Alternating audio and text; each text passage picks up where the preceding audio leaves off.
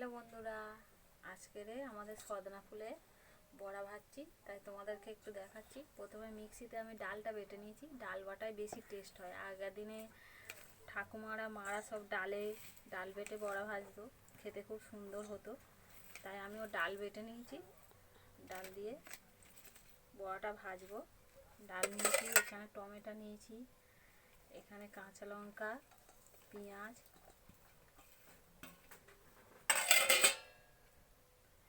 একটু হলুদ দিয়ে দিচ্ছি, পরিমাণ মতো নুন দিয়ে দিচ্ছি, একটু সামান্য লঙ্কার গুঁড়ো দিয়ে দিচ্ছি। এবার মাখিয়ে নিতে হবে ভালো করে।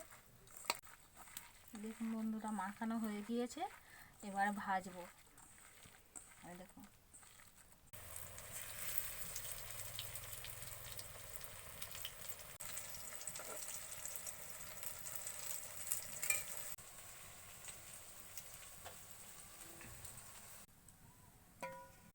দেখুন বন্ধুরা, বড়া তৈরি হয়ে গিয়েছে। এবার একটু খুব গরম, একটু খেয়ে দেখি।